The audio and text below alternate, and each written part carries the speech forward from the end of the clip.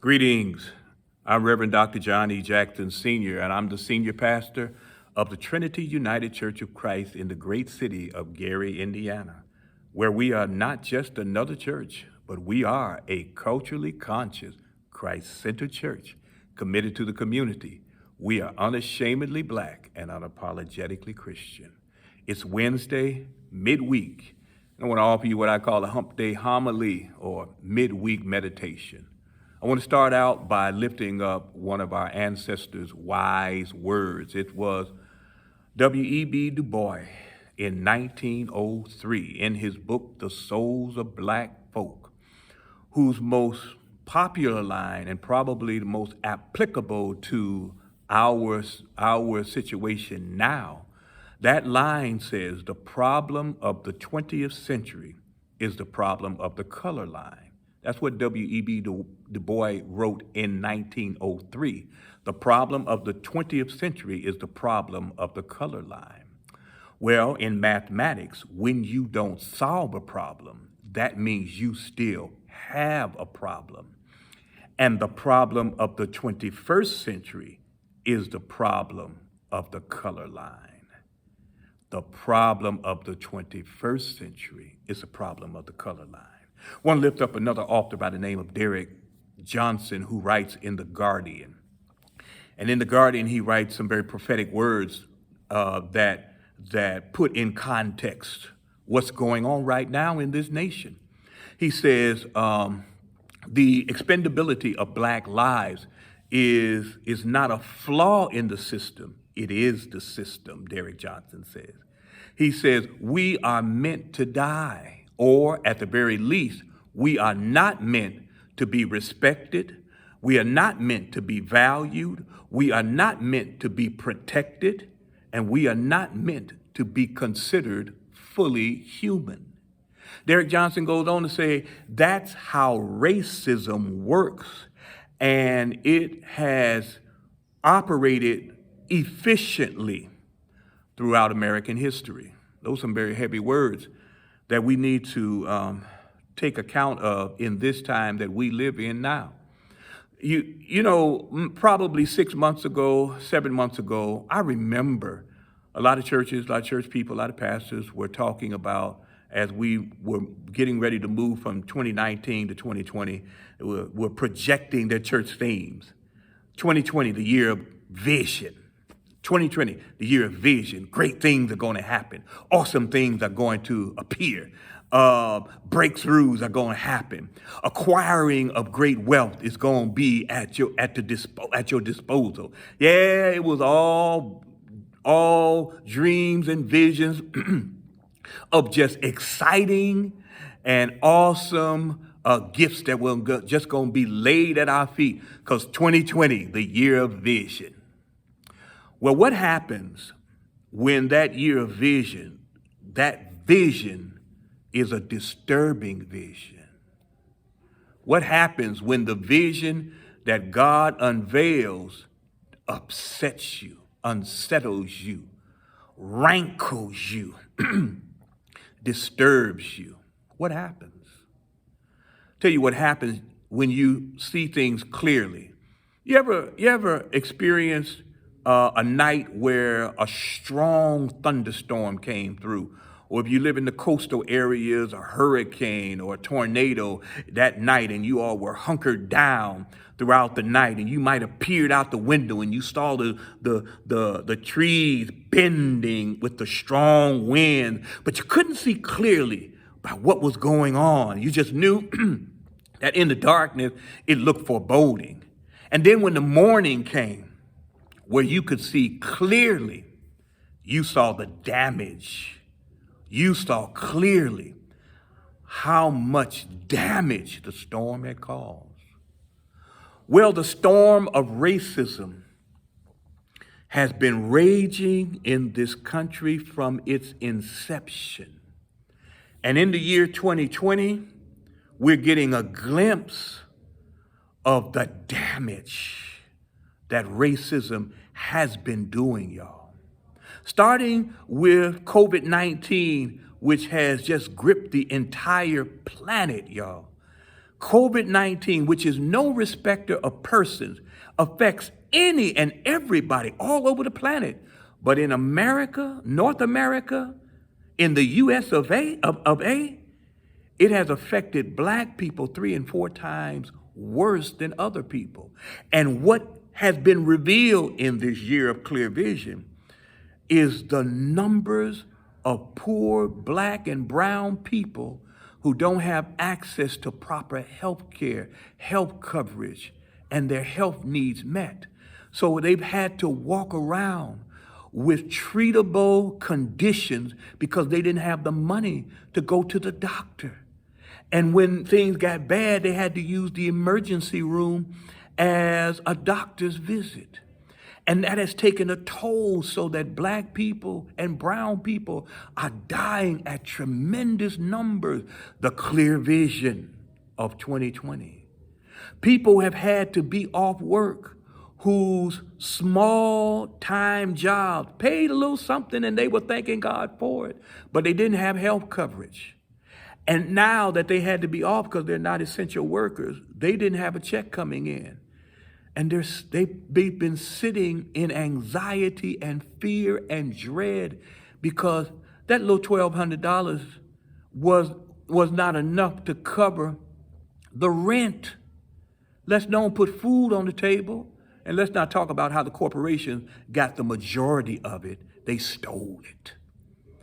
But what 2020, that clear vision shows us that people have been for 3 months sheltered in place in some very dreadful circumstances, y'all. And then the video of Ahmaud Arbery comes out. After 2 months after it happened, it comes out how in Georgia, this black man was hunted by civilians, hunted by citizens, and blown away. And the people that did it were walking scot-free. And then a bird-watching black man, a black man who was no threat, no pants hanging down and all that type of stuff, a middle-aged black man who is watching birds, comes upon a white woman in Central Park, New York, and the signs are clear, leash your dogs, but she feels she doesn't have to obey the law. And so he just asked her, would you put your dog on a leash? And because it's a black man telling her that. Now, understand, she wasn't one of these staunch conservative white women. She is, in the words of Van Jones, she's Hillary Clinton supporter, somebody we would see as a progressive. But she reached into her pocketbook of hate because she knew what to do in a moment like that. She was going to unleash the racism of the law enforcement on this black man, which could have killed him. And could have, and certainly would have taken him to jail. She reached into her pocketbook of hate, and we saw her manufacture emotions that were not there on the phone. It was horrible. Thought about any black person who comes upon a white person that all they got to do is reach into that pocketbook, that purse, or that bag of hate, and pull out that cell phone and make up some emotions that they are being threatened by a black person. And the law is going to come down on them. And then Breonna Taylor in Louisville, Kentucky, law enforcement illegally break into her home and don't ask no question, blow her away in bed. And finally, George Floyd, where this white officer is so comfortable with the death of a black person that while he grinds his knee in the neck of George Floyd, who is already handcuffed, prostrate on the ground, not resisting, he is so comfortable with the death of a black man or black person, he puts his hands in his pocket and calmly crushes the life out of him. Now that video has gone worldwide. There are murals all over the world and protests all over the world by people who saw it, and it just sent tremors of disgust through so many people, white, black, all kinds of people, from New Zealand to London to Central, South America to Africa, all over the world. Protests are going up right now. But the problem of the 21st century is still the problem of the color line. Because when you don't solve a problem, you still have a problem. Somewhere along the line, I think many of us got fooled by what was called post-racial. The problem of the 20th century remains the problem of the color line. Ella Baker, our ancestor Ella Baker, in her great wisdom said, strong people don't need strong leaders. What am I getting at? In my sermon Sunday, I tried to lift up that at the birthday of the church, we see in Acts, as Luke recounted what happened at the birthday of the church at Pentecost, it was birthed in protest because the disciples had been cowering behind closed doors because they feared not a virus, but violence being done to them. Jesus had been brutally murdered by the colonial empire of Rome in collusion with the aristocracy of Jerusalem. And Jesus had been murdered brutally, and now they were looking for Jesus' followers. So they were behind closed doors cowering. But when that Holy Spirit fell, they got courage and they went out into the streets. They took their lives in their hands, proclaimed the good news of God. And it was a protest against the system that was oppressing them. And in that protest, the powerful heard from the powerless. That was the beauty of them speaking in other languages, not glossolalia. Please get it right. It's not glossolalia. It was xenolalia. Glossolalia is a heavenly language. Xenolalia is speaking in languages that you never studied. And that's what happened. They spoke in other languages of other people that they had never studied because the unction of the Holy Spirit came over them. And they proclaimed the goodness of God in those languages. And those people that heard it were the affluent. They were the privileged folk in Jerusalem because they had traveled from all over. Who else has the means in the first century to travel all over to the big city like that? And these peasants began to proclaim, and the powerful heard and were humbled. That's the power because of the protest. But here's the point that really got me about that text. It shows that those peasants and disciples didn't go back to the old normal. They created a new normal, what Martin King called the beloved community, where everybody's valued, everybody's protected, everybody is loved, and everybody is seen and considered as fully human. And everybody is then put in a position to have enough. Because everybody shares, everybody makes sure that everybody has enough of what they need. That's the beloved community. We have resource depleted areas now because we have greed and we have people that are jockeying for position, and we are in competition with one another rather than cooperation. Well, the community in Acts, that beloved community, gives us an idea. It wasn't perfect, but it gives us an idea of how the church can lead in these times to create a beloved community. That means we can't look for national leaders. We can't look for political leadership. We need to hold them accountable, but we got a lot of work to do ourselves.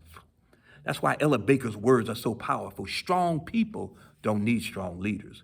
So I'm advocating that we become a part of churches that are trying to work beyond the doors of the church, beyond the walls of the church, in the community, to create a beloved community so everybody has enough, everybody's valued, everybody's respected, and everybody's protected.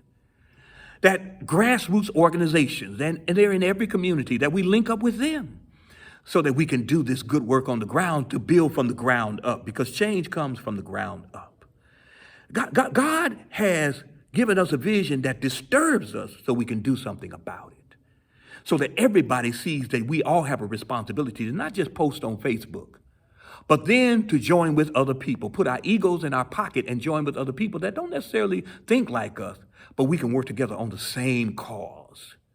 And that cause is really the cause of Jesus Christ, that everybody has enough, everybody's respected, everybody's loved, everybody's protected, everybody's valued as fully human. Strong people don't need strong leaders. The problem of the 21st century is still the problem of the color line. Let me close with this African proverb. And the African proverb lifts up, there was a wise man in Senegambia, wise old man in Senegambia.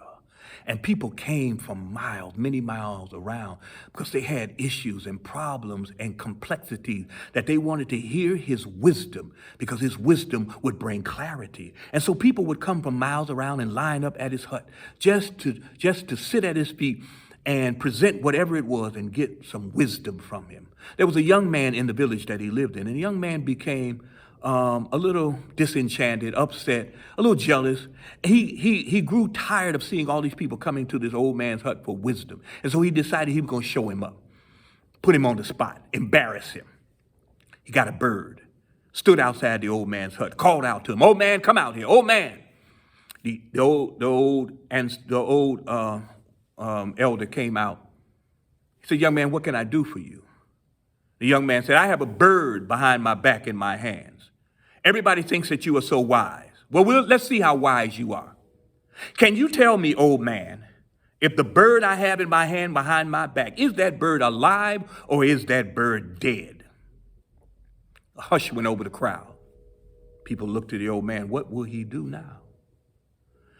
He studied the young man for several minutes, and then he spoke these words. He said, "Young man, if I say that the bird is dead, you will merely bring your hand out, produce a live bird, let it fly away to embarrass me. If I say the bird is alive, then you will clench your fingers together and crush the life out of that bird and then produce a dead corpse." He said, "Young man, the answer to your question is in your hands. The answer to your question is in your hands.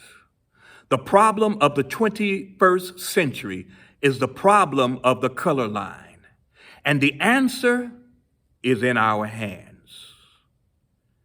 Ella Baker says, "Strong people don't need strong leaders." The beloved community of Acts and the beloved community that Martin King died trying to create is still within our grasp to create. Please, link up with a grassroots group or a church that is doing work beyond the walls of the building to create a beloved community where everybody is loved, no matter what sexuality, no matter what gender, no matter what age, no matter what ethnicity, no matter what race, where everybody is valued as fully human and everybody has enough of everything they need. The theology of enough. God has given us enough that everybody can have what they need. I leave you with that on this midweek Hump Day Homily. So I say, God bless you and God keep you. And guess what? I'm so glad the tomb was empty. Make it a great day.